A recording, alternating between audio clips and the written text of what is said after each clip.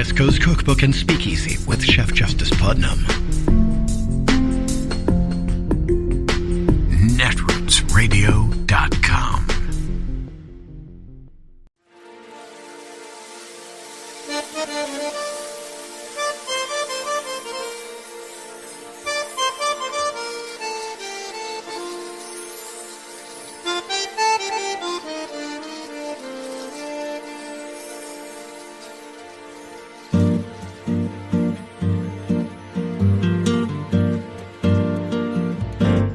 Je voudrais du soleil vert, des dentelles et des théières, des photos de bord de mer, dans mon jardin d'hiver.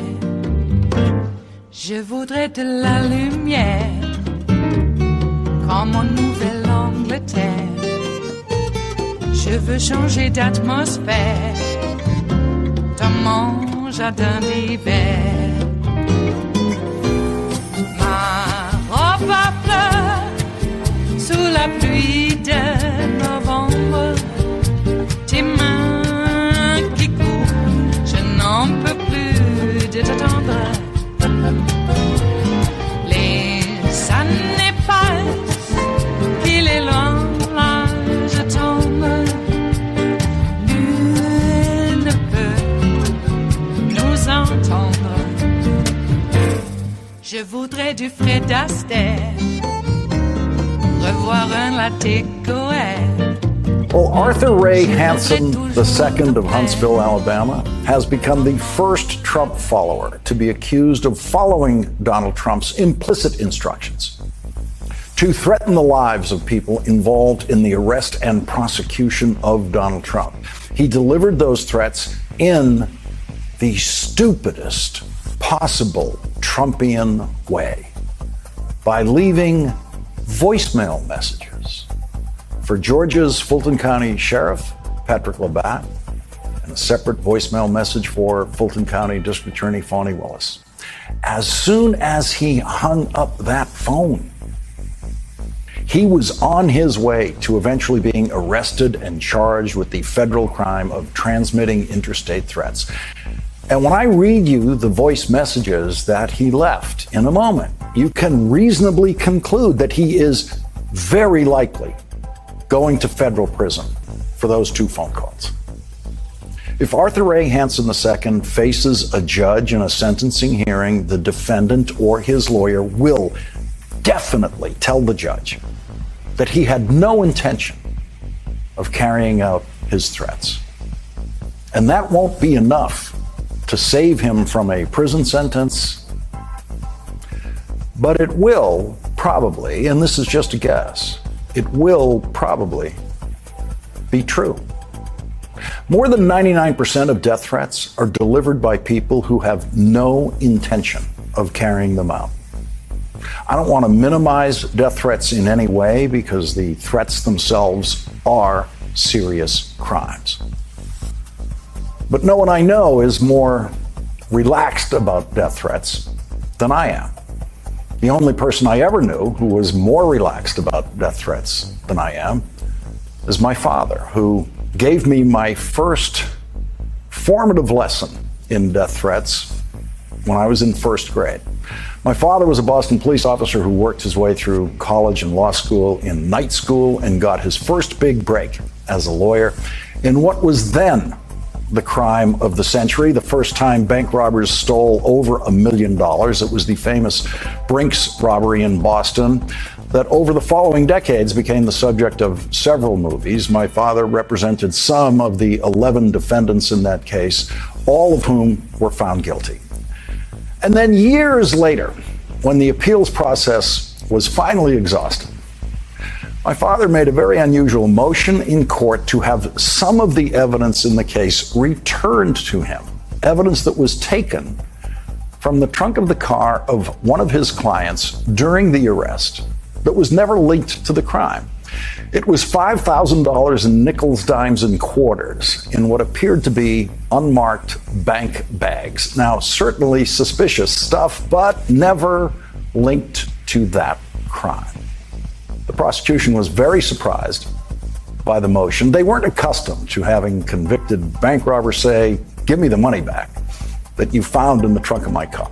But eventually, my father prevailed, and he walked out of the Suffolk County Courthouse one day to the glow of flashbulbs, carrying some of the bags with the $5,000 in nickels, dimes, and quarters, which he brought home that night, dropped on the living room floor, where the kids got to dig in as if they were Halloween bags of candy and grab a fistful. And then the phone rang. My father went into his small cubbyhole of an office off the living room, closed that sliding door, and then we heard the yelling. And no one could yell like my father. He repeatedly said, "You know where I live, come to my house right now." And he said it in a way that sounded like a threat to the person he was speaking to. It had the ring of, "Come to my house right now and I'll knock your head off," that sort of thing. When he emerged from his little office, he was completely unperturbed. His gear shift from anger to smile was the fastest I've ever seen. And of course, we all wanted to know what happened, what that call was about. He said, it was just a telephone commando. That wasn't good enough, so my mother asked more. And he said, "The guy says that it's his money. If I don't go to the corner of Hallett Street at midnight tonight and give it to him, he's going to kill me." Suddenly, my brothers and I were all living in a movie scene, and we were all scared, but scared only for the number of seconds. My father left in the air before saying, if he was serious, he never would have called. And then we all knew for an absolute fact that it was a phony death threat, because my father just said so. And in those days, for us, that was good enough. And so when I got my first death threats for saying something that someone didn't like on TV in the 1990s, I didn't mention it to anyone. That's not an approach I recommend, but I'm offering this personal perspective tonight in the hope that it might take your anxiety level down just a bit, and only a bit, on the issue of Donald Trump-inspired death threats, because it is very likely that there will be more of them. And it will always remain statistically likely that they are not threats that include the intent to deliver the promises of those threats. I'm going to read you both of the threats that are now charged crimes against Arthur Ray Hansen II of Huntsville, Alabama. And keep in mind as I read them that he had over 2 months to act on his own threats, and he did not do a thing. Nothing.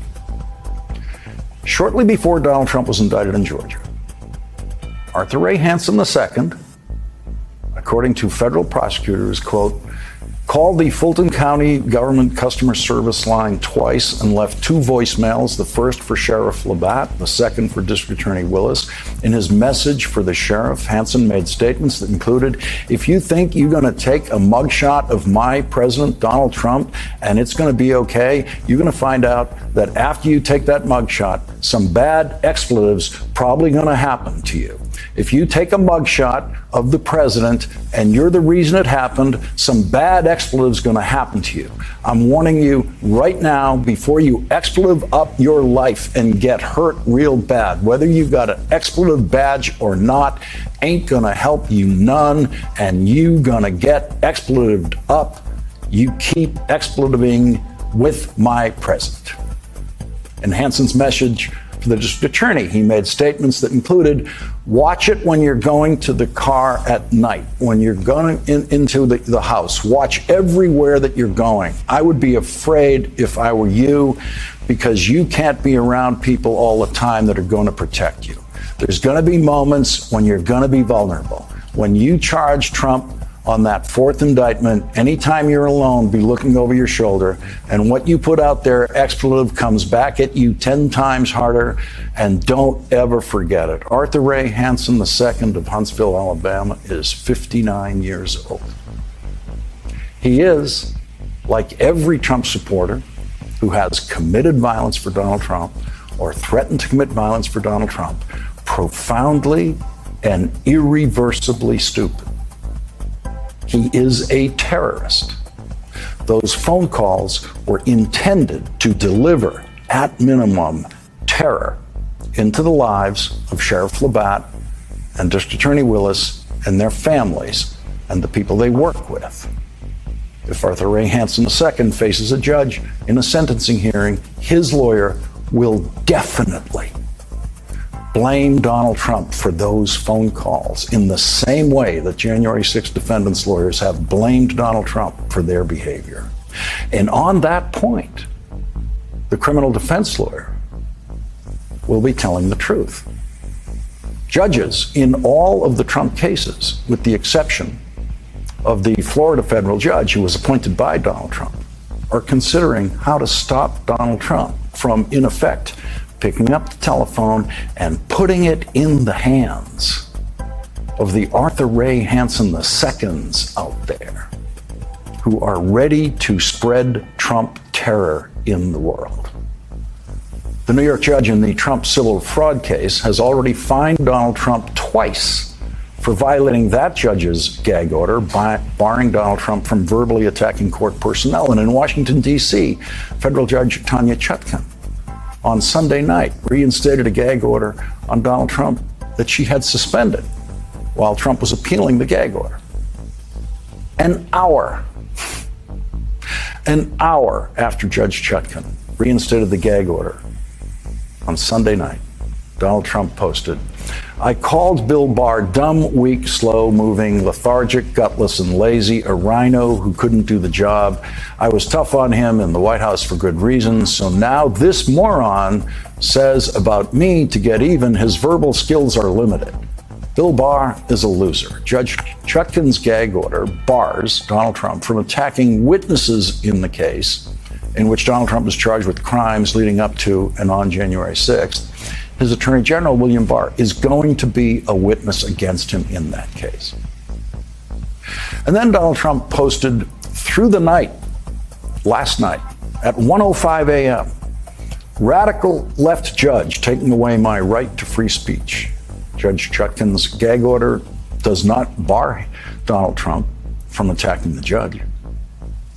7 minutes later, at 1:12 a.m., Donald Trump posted, "Remember, crooked Joe Biden and his radical left thugs waited 3 years to bring these indictments."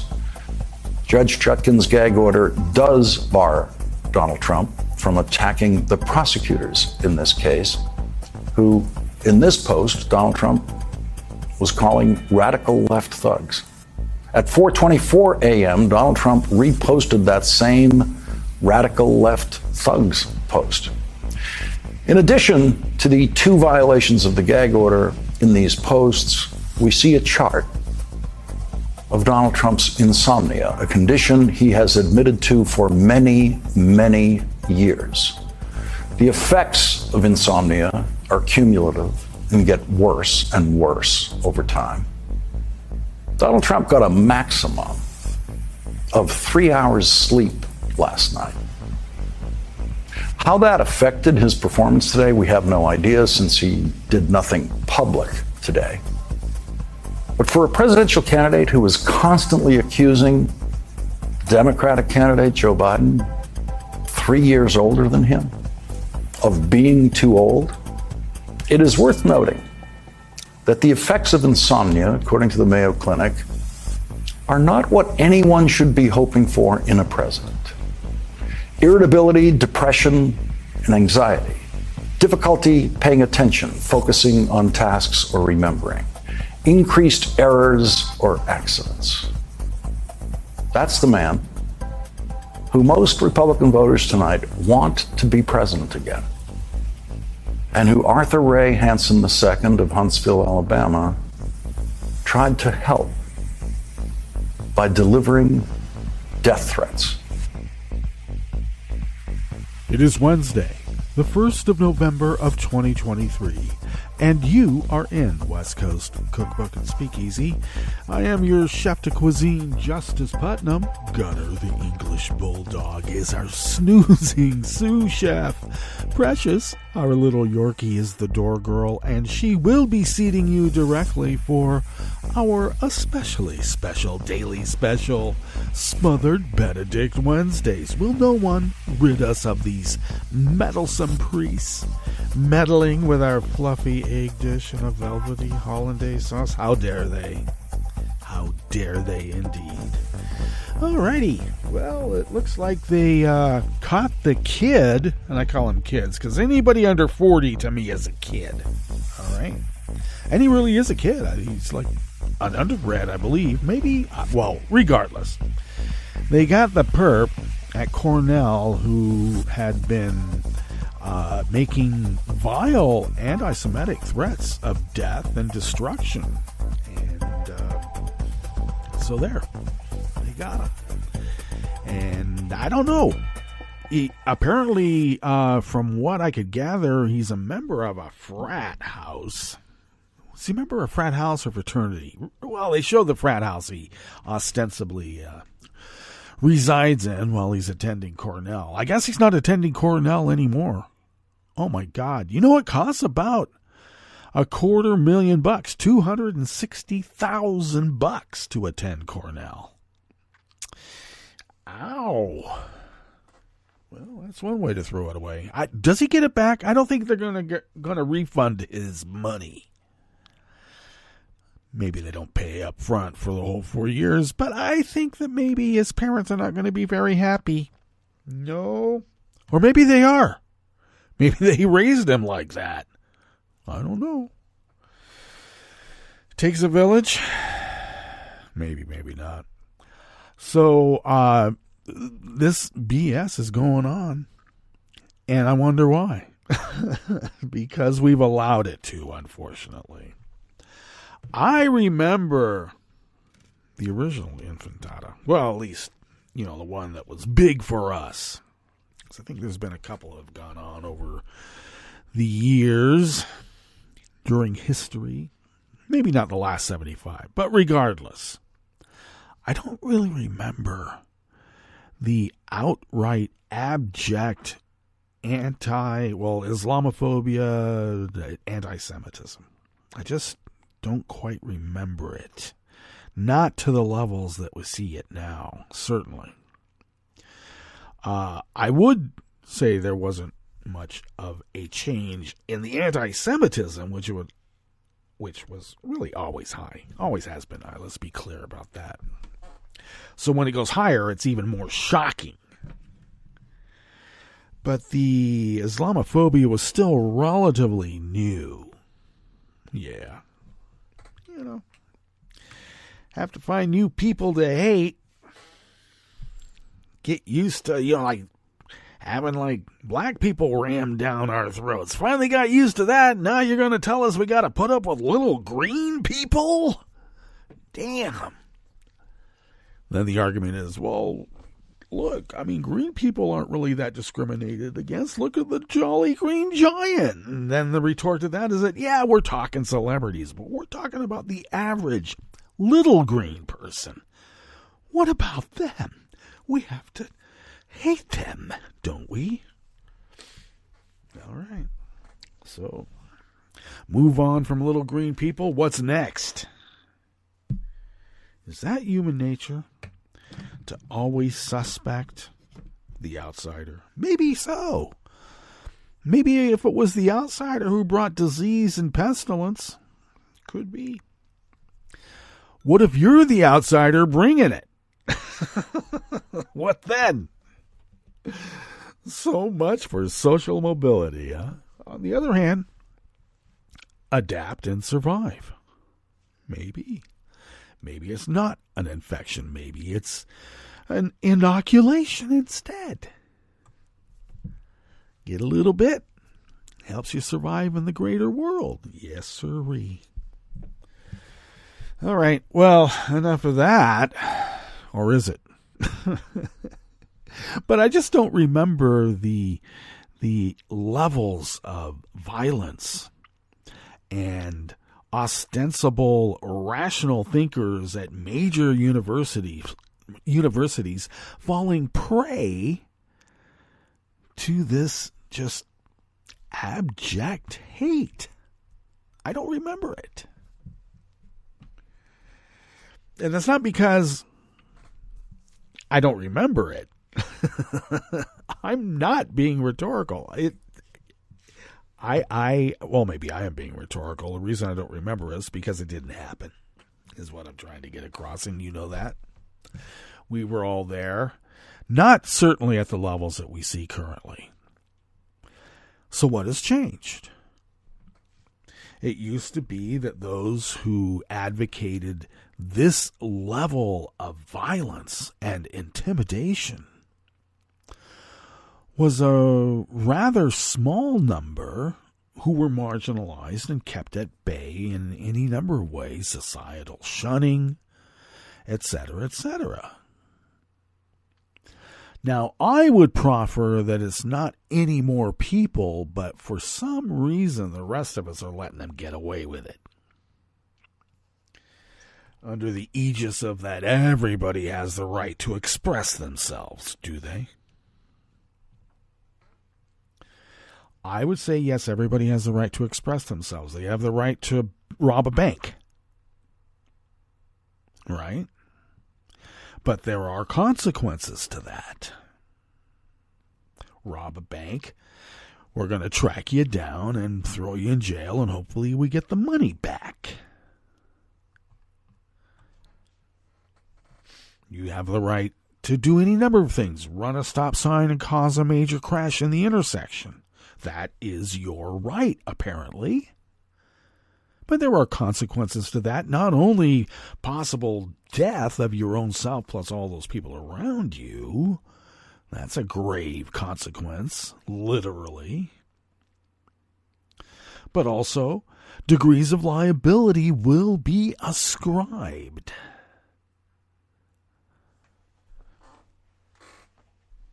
The person who, perpetrated the actual running the stop sign or the stoplight and causing the major crash in the intersection is going to be the major liable, culpable party. There are consequences to expressing your rights. Why is that so difficult to understand? I'm being rhetorical. I'm speaking as if I was speaking to, the MAGA child. 50-year-old MAGA child. How old is Elon Musk? 50-something? This Dean Phillips, what is he, 54? Man, when are these guys going to grow up? This isn't junior high anymore. Oh, God. There's the William Golding Lord of the Flies, where the choir boys become the authoritarian masters on the island, and the individuals, the rugged individuals, are fending for themselves and trying to protect those who are less capable of protecting themselves from this mob of thugs. And then there's another story, a true story, of these Polynesian kids who were stranded and shipwrecked on an island for any number of amounts of months, years. And you know what happened with them? They took care of each other. Yes, that's right. In the new biology, organisms that are beneficent to each other tend to survive more than those who are in conflict with each other. So we have this, I don't know, is it a Victorian European attitude that given left to our own devices, we're going to devolve into the most crass, animalistic, thuggish behavior possible? That is possible. And yet, when actually put to the test, these Polynesian kids, Polynesian boys, all survived. Didn't have all of the, let's throw Piggy off the precipice. Let's take Piggy's glasses so we can make fire. Let's have military drills and formation and parades.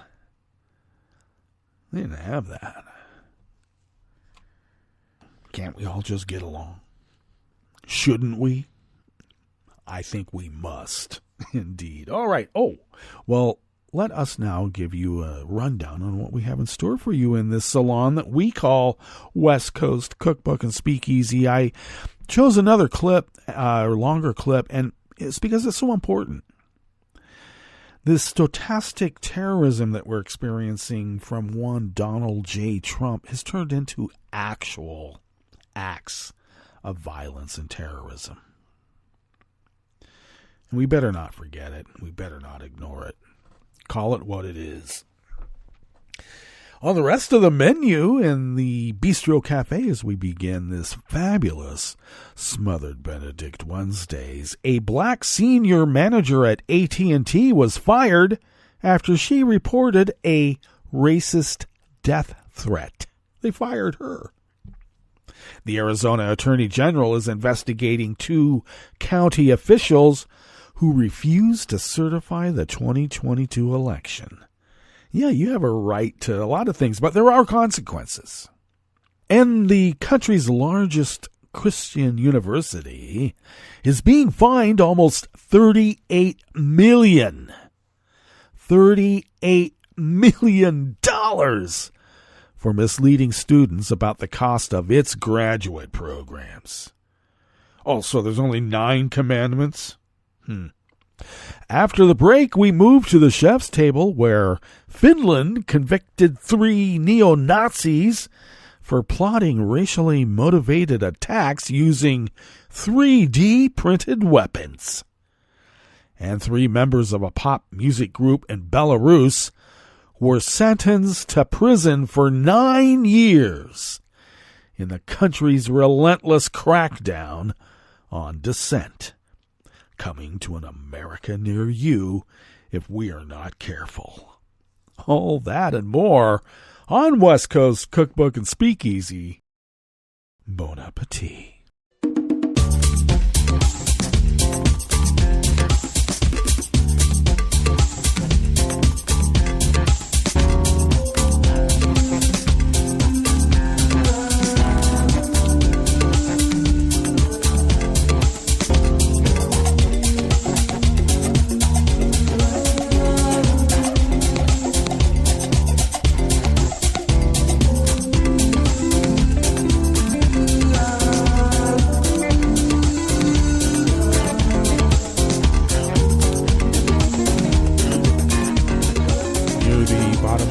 Page at netrootsradio.com. To the right of the page is the chat room link, and the chat room is monitored by Kelly Lincoln, and we thank Kelly for doing so and everything else that she does around here, so thank you, Kelly. So hey folks, go and chat. Across the page to the left from that chat room link near the bottom of our homepage at netrootsradio.com is the link to our Patreon page, and if you could become a recurring Patreon of Netroots Radio, it would really help. So please, could you help? Please. Thank you. If you would like to follow Netroots Radio on Twitter, Mastodon, Spoutable, Blue Sky, you can do so at Netroots Radio. Tom takes care of those. And you can also follow us over there on Facebook. Kelly takes care of that most of the time. So thank you guys for everything that you're doing around here. Follow me on Twitter, Mastodon, Spoutable, Blue Sky, Tumblr. Yeah, Tumblr, Instagram.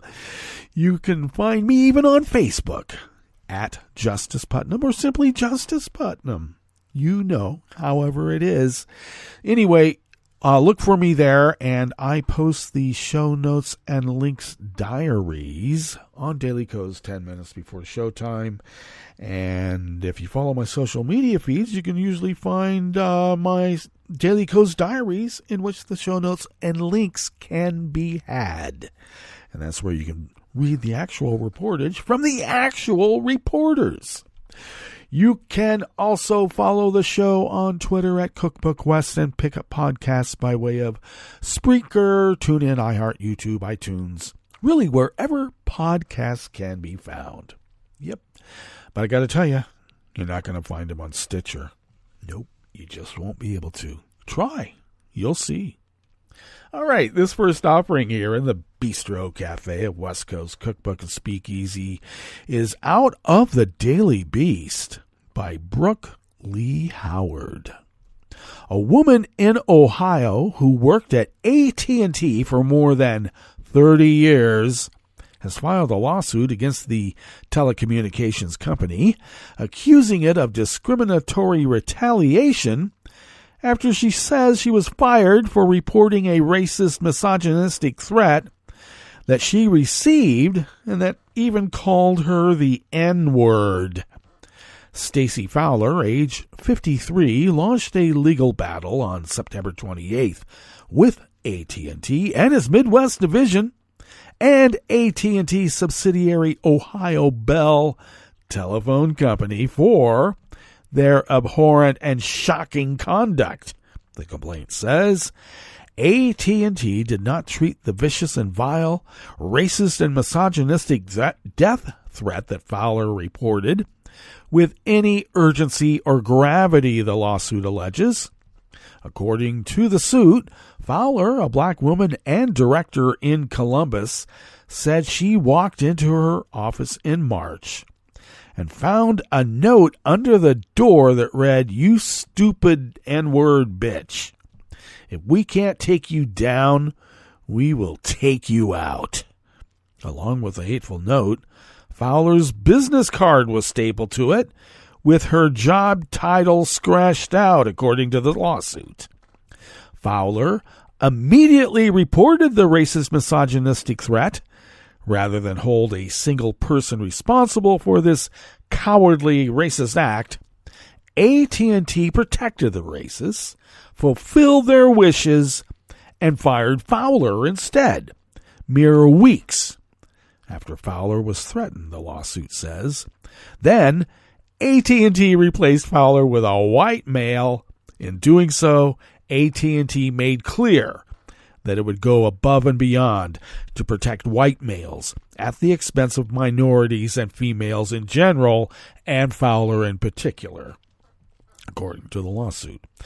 In an interview with the Daily Beast, Fowler said that she was used to AT&T operating like a good old boys club, explaining that it took her 17 years to be promoted to a director, while others excelled more quickly and maybe with not the same amount of experience or schooling. You'll see a lot of women are doing more of the clerical functions even when you're the same level as other managers, Fowler said. According to the lawsuit, Fowler worked in construction and the engineering department, which is dominated by white men. AT&T talks a big game because it looks good on paper, she said. They have all this diversity, equity, and inclusion training. That's mandatory, but beyond that, that's not present practice. I'm telling you right now, that is not what is put in practice. It's not. It's just the front. In February, Fowler, who was the most senior person in the Ohio office at the time, said that AT&T needed to downsize and do a round of layoffs. She said she told the managers who reported to her in Ohio that they had to let some of the people go from their teams, explaining that it was better if the managers did it instead of her because they actually knew the work ethic of their employees. When folks that needed to be let go were notified, they were notified by their direct managers, who were the white men that reported to me. It happened all on the same day. And now the company fired her, saying that she did not follow company practice and that they couldn't act upon the death threat because they couldn't figure out which one person did it. I hope she sues AT&T, so maybe she might even own AT&T.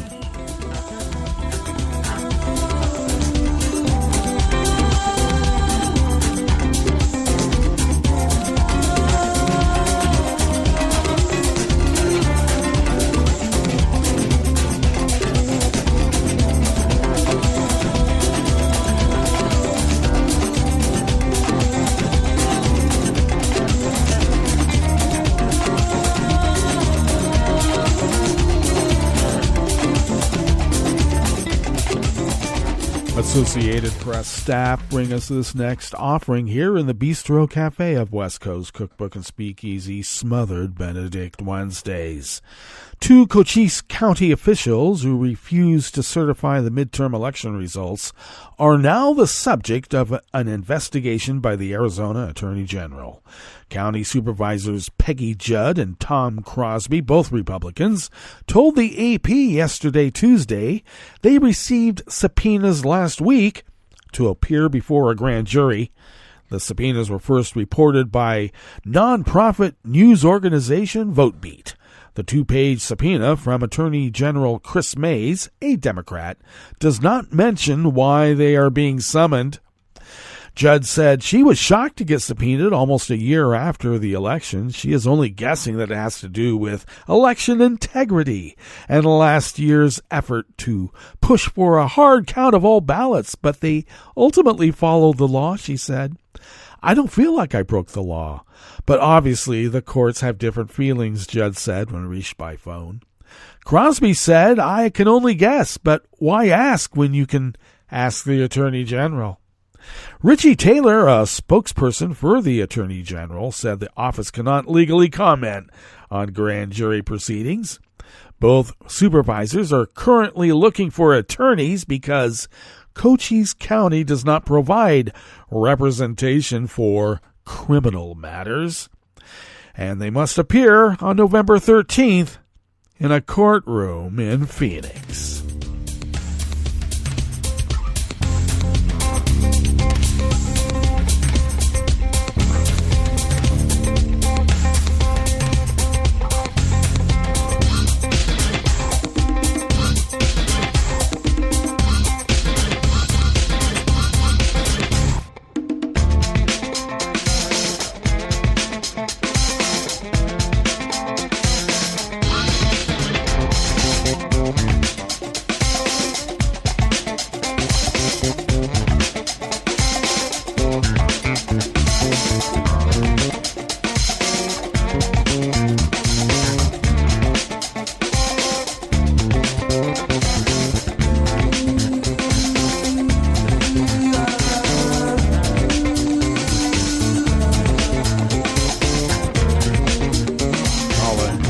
Of the Associated Press brings us this final offering here in the Bistro Cafe of West Coast Cookbook and Speakeasy. The country's largest Christian university is being fined $37.7 million by the federal government amid accusations that it misled students about the cost of its graduate programs. Grand Canyon University, which has more than 100,000 students, mostly in online programs, faces the largest fine of its kind ever issued by the U.S. Education Department. The university dismissed the allegations as lies and deceptive statements. An Education Department investigation found that Grand Canyon lied to more than 7,500 current and former students about the cost of its doctoral programs. As far back as 2017, the university told students its doctoral programs would cost between $40,000 and $49,000. The department found that less than 2% of graduates completed programs within the range, with 78,000 paying an additional $10,000 to $12,000. The additional costs often came from continuation courses that were needed to finish dissertation requirements, the department said. Grand Canyon University's lies harmed students, broke their trust, and led to unexpectedly high levels of student debt, said Richard Cordray, Chief Operating Officer for Federal Student Aid, an office in the Education Department. Today, we are holding GCU accountable for its actions, protecting students and taxpayers, and upholding the integrity of the federal student aid programs. You can read the rest of the article at the links provided. And now let us go to our break. And when we get back from that break, we will go through weather from around the world. And we will finish up with the stories that we have curated for you today. You are listening to West Coast Cookbook and Speakeasy. And we will be right back. edwardsradio.com. Please hang up and try again.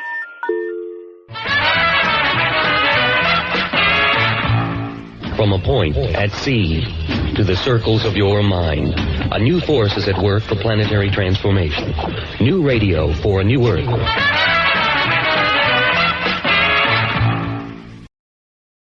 This is Take Two Movie Review. I'm Kim Lowe. This week, The Killing Moon. The term masterpiece is so overused that it's almost lost all meaning, but The Killers of the Flower Moon actually lives up to the word. Directed by master storyteller Martin Scorsese and based on the true crime bestseller, it stars Scorsese favorites Robert De Niro and Leonardo DiCaprio and transports you to the 1920s. It tells the true story of a string of murders involving the Osage people in Oklahoma who, after oil was discovered on their land, became the richest people per capita on Earth. Unlike the book, which is set up as a whodunit, the audience knows right away that William Hale, played by De Niro, and his nephew, Ernest, DiCaprio's character, are behind the murders. The motive is getting their hands on native oil rights. Aware that the only way to do that is via blood or marriage, William enlists Ernest to marry into a target family and slowly arrange for the demise of each member with the intent of leaving Ernest as the heir. While the who, what, and why of William is established early, Ernest's motives are far more nuanced, and it's DiCaprio's performance, along with that of his on-screen wife Molly, played astonishingly by Lily Gladstone, that drives this one. In what's likely to become a multi-award nominated performance, Gladstone portrays Molly as a realistic, intelligent woman who knows from the beginning that Ernest is more interested in her money than her. However, the relationship becomes increasingly complex, especially once the pair start a family. Add to this nuanced web, spectacular cinematography, and the incredible production design of Jack Fisk, and The Killers of the Flower Moon isn't just one of the best movies of the year, it may be one of the best movies ever made. This has been Take Two Movie Review. I'm Kim Lowe. Catch up with us at TakeTwoMovieReview.com and feed us back on our channel on YouTube.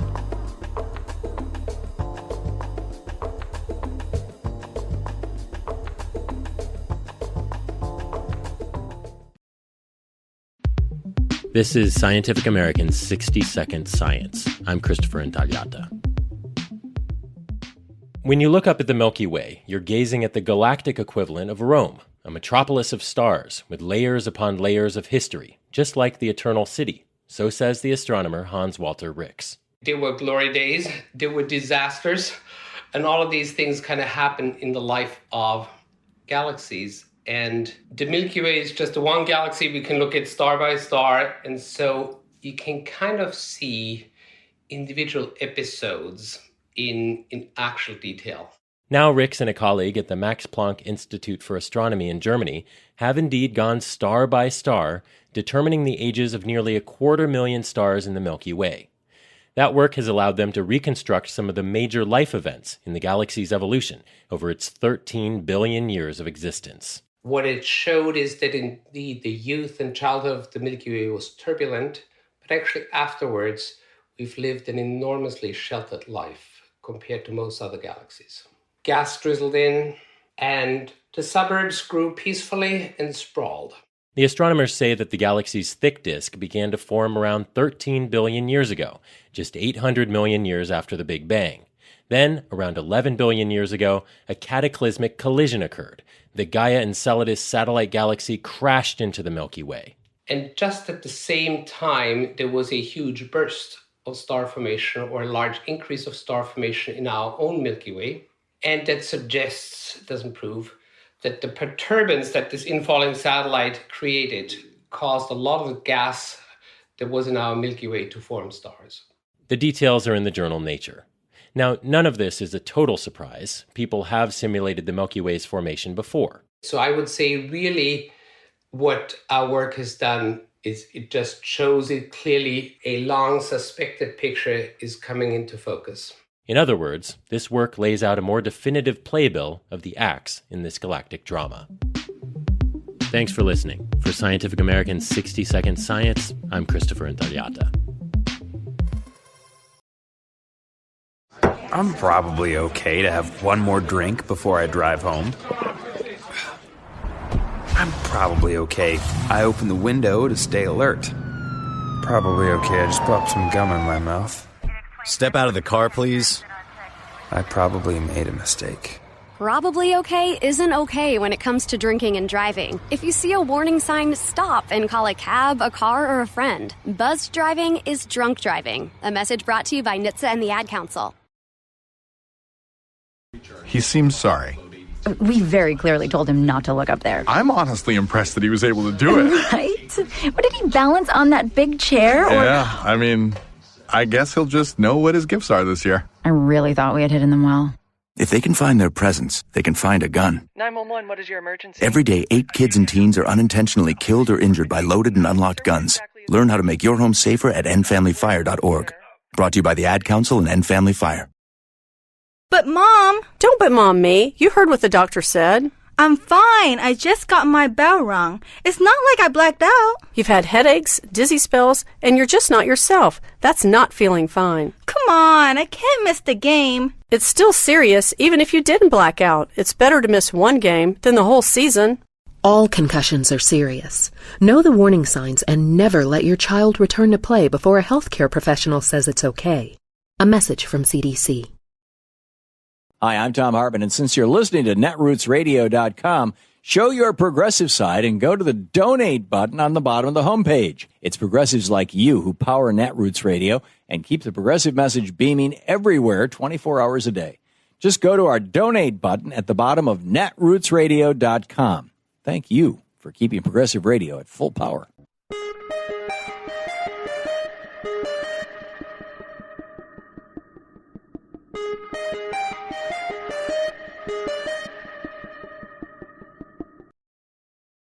You're listening to the American Democracy Minute, keeping your government buy-in for the people. A trial opened Monday in a Denver, Colorado courtroom to determine whether former President Donald Trump should be excluded from the 2024 Colorado ballot. Similar cases are pending in Minnesota and Michigan. The basis for all the cases is the 14th Amendment's Section 3 prohibition of any federal or state office holder who has taken an oath to protect the U.S. Constitution from engaging in insurrection or rebellion against the U.S. or giving aid or comfort to its enemies. The Insurrection Act has been used only a handful of times in American history, primarily to keep former Confederate leaders from holding elected office after the Civil War. With the legal help of Citizens for Responsibility and Ethics in Washington, or CREW, 6 Colorado Republican and unaffiliated voters sued, alleging that Trump engaged in an insurrection by inciting a violent mob on January 6, 2021, in an attempt to stop the certification of the 2020 election. The former president's lawyers argued that he did not engage in insurrection or rebellion and framed the suit as election interference to stop his current candidacy. Legal scholars suggest the lack of precedents and a resulting debate over whether a president is even subject to the clause will make it a difficult case to win. We have the full text of the Insurrection Act and articles on the pending cases at AmericanDemocracyMinute.org. I'm Brian Beal. You can sign up for our free daily report at our website. I'm Rick Smith, and this is Labor History in 2. On this day in labor history, the year was 1918. That was the day that bringing in a scab driver to run an elevated train in Brooklyn, New York, ended in tragedy. Members of the Brotherhood of Locomotive Engineers were out on strike against the Brooklyn Rapid Transit Company. The company had fired several union members for wearing union pins. To keep the trains moving, the company hired replacements and put them to work with little preparation. Edward Luciano received far less than the 60 hours of training that operators typically received before he made his fateful run. The next day, the New York Times reported on the deadly results, writing, quote, "A Brighton Beach train of the Brooklyn Rapid Transit Company made up 5 wooden cars of the oldest type in use, which was speeding with a rush hour crowd to make up lost time on its way from Park Row to Coney Island, jumped the track shortly before 7 o'clock last evening on a sharp curve approaching the tunnel at Malbone Street in Brooklyn, and plunged into a concrete partition between the north and southbound tracks. At least 93 people died. Some estimates were more than 100 killed.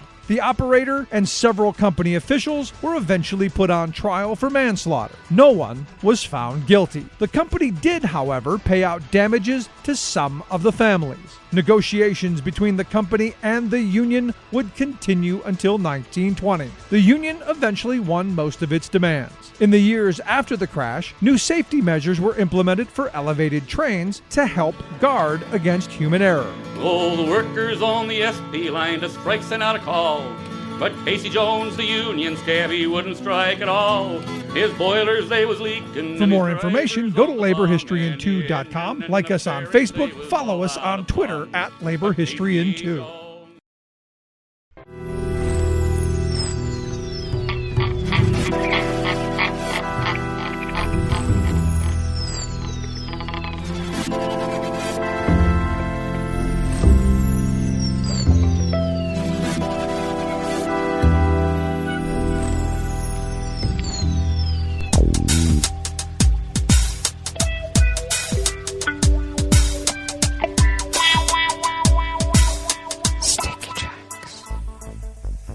Thank you for accompanying us here to the Chef's Table at West Coast Cookbook and Speakeasy Smothered Benedict Wednesdays.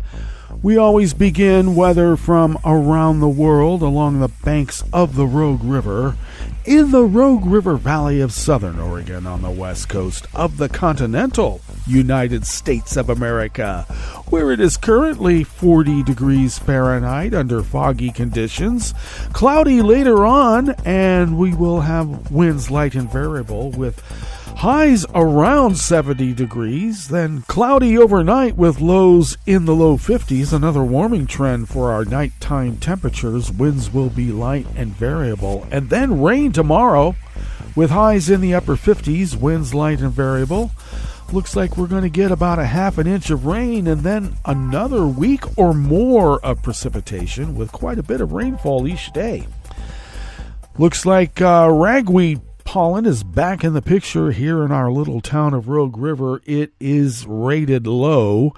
The air quality index for the region has ticked up in the moderate range at 54 parts per million, mostly due to people burning wood for in their fireplaces to keep warm on these chilly nights. The daytime UV index is low at level 2. Barometric pressure is holding steady at 30.15 inches. Visibility is down to 1 mile, and relative humidity is at 87%. Weather from around the world is brought to you by a crowd of crowdsourced weather stations that a crowd crowdsources from around the world, and that is the Weather Underground. London is 56 degrees and partly cloudy with an advisory for disruptions due to wind. Paris is 56 degrees and partly cloudy with an advisory for disruptions due to wind. Rome is 60 degrees and mostly cloudy with an advisory for disruptions due to wind. Bagram is 55 and fair. Kyiv is 52 degrees and cloudy. Beijing is 76 and fair. Tokyo is 62 and clear. Melbourne, Victoria, Australia is 55 degrees and mostly cloudy. San Francisco, California is 55 and fair. Chicago, Illinois is 37 degrees and sunny. And New York, New York is 46 degrees Fahrenheit and cloudy. And that is weather from around the world, brought to you by a crowd of crowdsourced weather stations that a crowd crowdsources from around the world.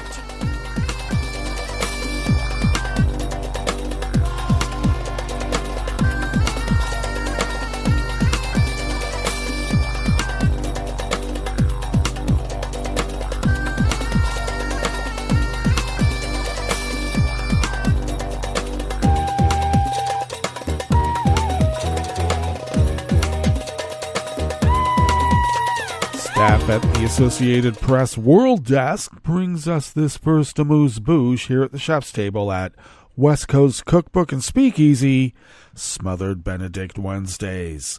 3 Finnish men who embraced neo-Nazi ideology were found guilty yesterday, Tuesday, of committing crimes with terrorist intent, including plotting attacks against migrants, critical infrastructure, and their perceived political opponents.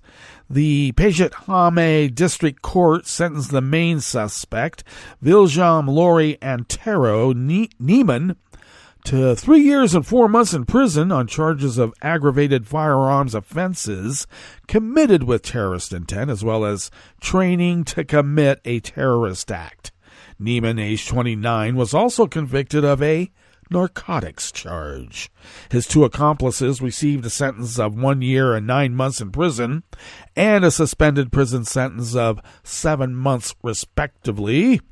They were charged with terrorism-related crimes of manufacture of firearms and training to use them, among other things.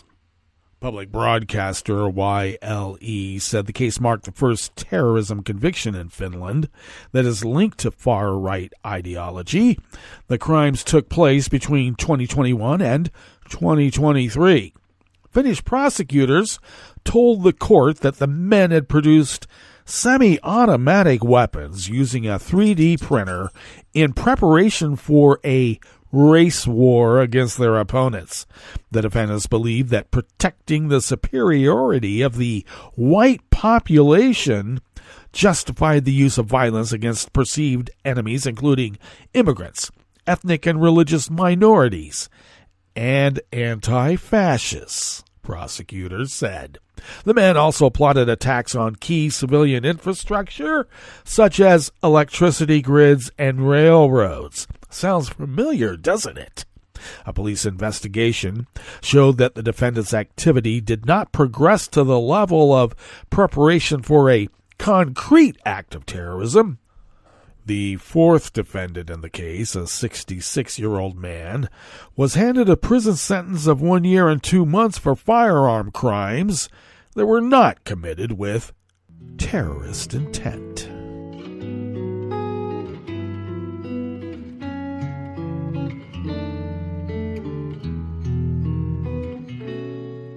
Je te donne ce mon amour pour la vie entière. La promesse de me trouver à tes genoux. Aussitôt que tu m'appelles, rester toujours fidèle. C'est tout, c'est tout. Je te donne tous mes printemps, mes étés de mer. Mes automnes, quand les feuilles tombent partout. Si ce n'est pas une bonne affaire, je te donne tous mes hivers. Even more staff at the World Desk at the Associated Press brings us this final amuse-bouche here at the chef's table at West Coast Cookbook and Speakeasy.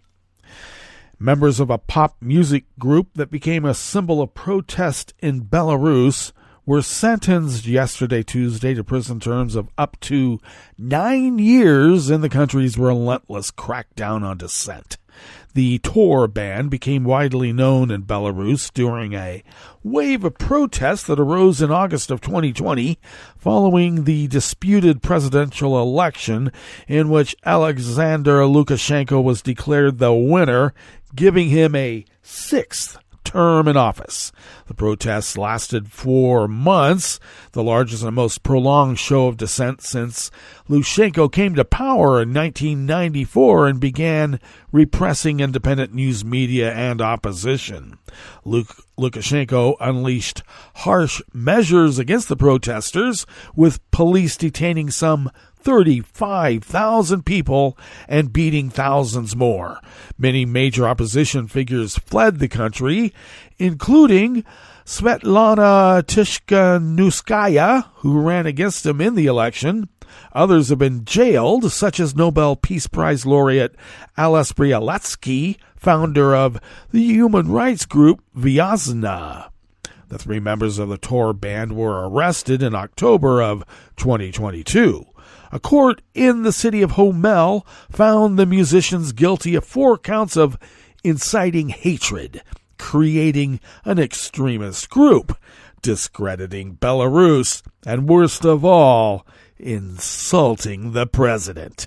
Group leader Dmitry Havelach was sentenced to 9 years in prison, Ewan Burlow to 8, and Andrei Yeremachek to 7.5 years. While in detention, the musician's health deteriorated sharply. Activists reported that Ewan Burlow needed urgent surgery on his spine. He arrived at the trial on crutches and was unable to stand up when the verdict was announced. Tikhonovskaya, the opponent who ran against Lukashenko, condemned the sentences, calling the musicians symbols of hope and resistance. Well, that brings us to the end of our broadcast period for the day, but you do know Netroots Radio broadcasts on, and we will meet up here tomorrow for Metro's Shrimp and Grits Thursdays. So do stay tuned to Netroots Radio all day and all night for all the breaking news as it breaks, and we will meet up here tomorrow, right here in West Coast Cookbook and Speakeasy. Bon appetit.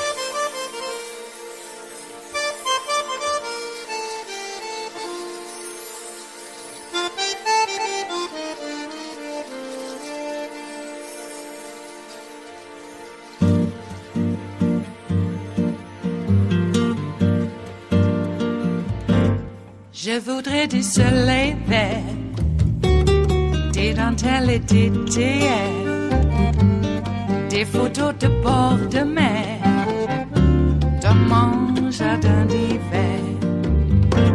Je voudrais de la lumière, comme en Nouvelle-Angleterre. Je veux changer d'atmosphère, dans mon jardin d'hiver.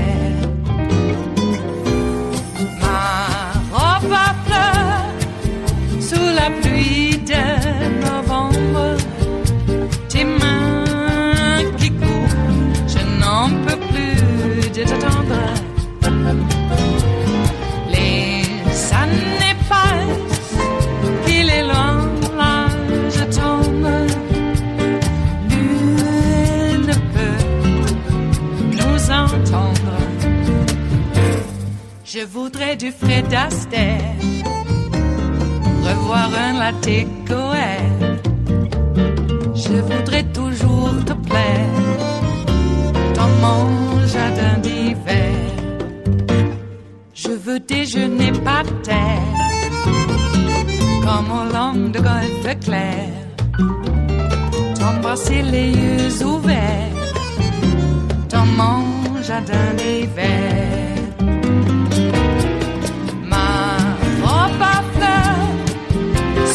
Pluie de novembre, tes mains qui courent, je n'en peux plus de t'attendre. Les années passent, il est loin, là je tombe. Nul ne peut nous entendre. Ba-da-da-dum-di-da-dum. Ba-da-da-dum-di-da-dum. Ba-da-da-dum-di-da-dum. Dans mon jardin d'hiver. Ba-da-da-dum-di-da-dum. Ba-da-da-dum-di-da-dum. Ba-da-da-dum-di-da-dum. Dans mon jardin d'hiver. Dans mon jardin d'hiver. Dans mon jardin d'hiver.